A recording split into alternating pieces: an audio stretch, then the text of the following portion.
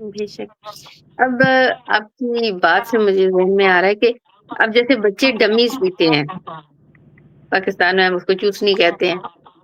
تو کچھ بچوں کی تو میں نے دیکھا ہے کہ چلیں وہ ضرورت ان کی بن جاتی ہے کہ وہ روتے بہت ہیں تو مجبوراً ماں کو دینا پڑتا ہے. لیکن میں نے کئی دفعہ آپ کو پتا ہے ہم لوگ پروگرامز میں بہت جاتے ہیں. تو کل بھی ایک بچی وہ چپ کر کے بیٹھی تھی، بچی شور بھی نہیں مچا رہی تھی، لیکن ماں تھوڑی تھوڑی دیر بعد اس کے منہ میں چوسنی دے رہی تھی. تو اب اس کی وہ بھی پلاسٹک کی بنی ہوتی ہے، بلکہ کئی دفعہ بچے نپل پھاڑ بھی دیتے ہیں.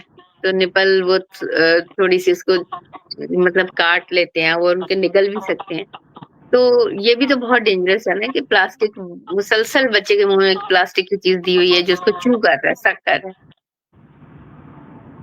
ہاں جی بالکل یہی بات ہے کہ یہی بات میں بتا رہی ہوں کہ آپ کی نیچر سے جتنا بھی قریب ہو سکے. obviously ابھی جب انڈسٹریلائزیشن جب کی گئی تو اس کی بھی ایک عجیب سی سچویشن ہے. ہم نے کبھی اس بارے میں سنا نہیں، اس وقت ان کو ضرورت تھی دے emphasize it.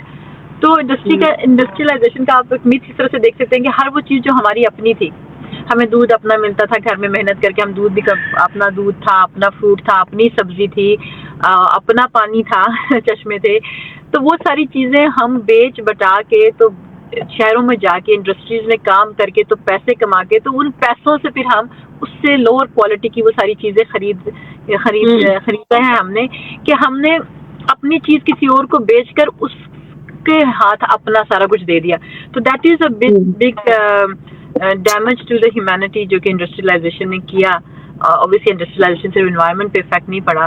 the only thing better جو کہ ہم نے اس سے حاصل کی وہ یہ تھی کہ بہت زیادہ فوڈ، یہی ایک myth تھا کریٹ کیا گیا تھا کہ میس پروڈکشن کے لیے ہمیں انڈسٹریز لگانی پڑیں گی، چھوٹے چھوٹے کاروبار، چھوٹے کارخانے، چھوٹے فارم، چھوٹے جو ہیں کھیتوں کو بند کر کے بڑے لیول پہ پروڈیوس کرنا پڑے گا. لیکن اب ہم نے یہ دیکھا کہ وہ اس حد تک بڑھ گیا ہے کہ آرٹیفیشلی بہت ساری چیزیں دینا شروع کر دی گئی ہیں ایون بڑے لیول پہ اچھی زیادہ پروڈکشن کے لیے، کہ وہ بہت خطرناک ہو چکا ہے اس وقت لوگوں کے لیے. اور جس طرح سے چکن کو پروڈیوس کیا جاتا ہے اور چکن کی پروڈکشن میں جو کیمیکل چیزیں استعمال کی جا رہی ہیں، اب وہ آپ کو کتنا زیادہ نقصان پہنچا رہی ہیں اور کتنی زیادہ ڈیزیزز کا باعث بن رہی ہے، جس میں اوبیسٹی، ہارمونل پرابلم، ڈائبٹیز اور میٹابولک پرابلم جتنے بھی ہیں آپ کے وہ آپ کو ہو رہے ہیں. تو دس از واٹ ہیز ہیپنڈ. لیکن ہمیں obviously جب ایک چیز انٹروڈیوس ہو جاتی ہے اور اس کے سائڈ افیکٹس آنا شروع ہو جاتے ہیں تو then it's our duty being a human being کہ ہم لوگوں میں اویئرنیس پیدا کریں اور ان کو اویئر کریں کہ how much they can avoid. بالکل. بلکہ دیکھیں آج کل یہ جو فروٹ اور سبزیاں بھی آ رہی ہیں، چونکہ ہم لوگ انگلینڈ میں رہتے ہیں تو یہاں پہ بہت کم چیزیں ہیں جو انگلینڈ میں گرو ہوتی ہیں، سوائے چند ایک چیزوں کے، باقی تو مختلف ملکوں سے منگوائی جاتی ہیں. اور ایون آپ دیکھیں کہ جو فروٹ پاکستان میں ہم ایک دو دن میں وہ خراب ہو جاتا تھا، یہاں پہ 10 دن ایون زیادہ اس سے بھی فروٹ پڑا رہتا ہے اور وہ خراب نہیں ہوتا. تو یقیناً یہ ایک نیچرل وے میں تو نہیں چیزیں ہیں. اس طرح دودھ کی ڈیٹس اب بہت زیادہ لانگ ہو گئی ہیں، 2 ویکس سے زیادہ بھی ڈیٹ ہوتی ہے. تو جبکہ نیچرل دودھ تو آپ کو پتا ہے کہ پاکستان میں تو صبح دودھ آتا تھا شام تک خراب ہو جاتا تھا، یا اس کو بوائل کر کے رکھتے تھے پھر اس کے بعد دوبارہ فریج میں رکھنا. تو یہ ظاہر ہے کہ چیزوں کو لانگ لائف بنانے کے لیے بہت سارے کیمیکل یوز ہوتے ہیں. تو اس سلسلے میں یہ کہنا چاہوں گی کہ جن کے پاس گارڈن ہے اور اگر ان کے پاس تھوڑا سا وہ ٹائم نکال کے، ایک تو گارڈننگ ہو جائے گی، ان کی ہیلتھ کے لیے بہت امپورٹنٹ ہوگا، دوسرا کچھ نہ کچھ ان کو کچھ چیزیں آرگینک مل جائیں گی. بالکل. تو یہ بڑا ضروری ہے کہ آپ انوائرمنٹ، جیسے آپ نے کہا کہ انوائرمنٹ کے ساتھ اپنے آپ کو کنیکٹ کریں. انوائرمنٹ سے کنیکٹ کرنے کا یہ فائدہ ہوتا ہے کہ آپ کو کچھ نہ کچھ چیزیں آرگینک بھی مل جاتی ہیں، اور دوسرا یہ ہوتا ہے کہ تھوڑی بچت بھی ہو جاتی ہے، کیونکہ آج کل جو لیونگ کا کرائسس چل رہا ہے اس میں چیزیں مہنگی بھی بہت زیادہ ہو گئی ہیں. اچھا اب کیا سجیسٹ کریں گی کہ جو پلاسٹک ہے وہ وارم کرنے سے خرابی ہے یا ویسے نارمل ٹمپریچر میں بھی ڈینجرس ہی ہے؟ اس میں مختلف ریسرچ ہیں. obviously پلاسٹک آپ جانتے ہیں کہ بہت ہی پرٹیکولر پلاسٹک ہوتا ہے جسے کہتے ہیں کہ آپ مائکرو ویو میں بھی یوز کر سکتے ہیں. Safe to use microwave. It mean there are other plastic that are not safe to use in micro view.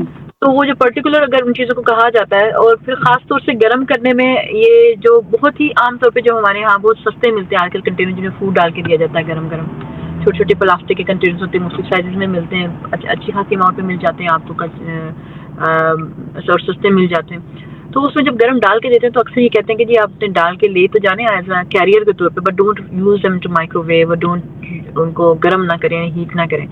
तो obviously that is the most important thing कि उन्हें यूज़ मत करें, माइक्रोवेव में यूज़ मत करें, उनको हीट अप ना करें। अभी पिछले अर्से में बल्कि मैं आपको बताना चाह रही थी कि जिनीवा में मैं जा रही थी, जिनीवा में थी, and then I have a plastic water bottles. तो जब वो हीट अप हो जाती है तो one of my colleagues was telling me कि when it is heat up in, आपकी वाटर बॉटल हीट अप होती है, आपकी गाड़ी में पड़ी रहती है इतनी देर तक, then when are you using that one, it's not safe to use it as well. So about the plastic I will, जो मैं आम कम्युनिटी को मैसेज दूंगी वो यही है कि ऑब्वियसली उसमें चीज़ों को गर्म ना करें अनटिल अनलेस उसके ऊपर पर्टिकुलरली लिखा गया है कि जी ये safe to use in the microwave. गर्म, बाकी तो गर्म नहीं, बाकी तो वैसे ही आप चूल्हे पे तो रख नहीं सकते प्लास्टिक, लेकिन माइक्रोवेव में यूज़ होता है, या गर्म गर्म चीज़ें उनके अंदर डाली जाती हैं। तो अगर माइक्रोवेव में अवॉइडेबल है तो इस मेन के उसके अंदर गर्म चीज़ें भी नहीं डालनी चाहिए, दे रिएक्ट मोर। आपको पता है कि हीट एक्टिवेट करती है, मुख्तलिफ रिएक्शंस को, और केमिकल्स निकलते हैं, तो अवॉइड करना चाहिए 100% उनको। और लेकिन as a whole make sure कि जी आप कम से कम जो है वो प्लास्टिक की चीज़ों को इस्तेमाल करें, और चीनी हो गई और जो स्टील हो गया, ये चीनी, स्टील और आपको कहते हैं glass, these are inert substances होते हैं।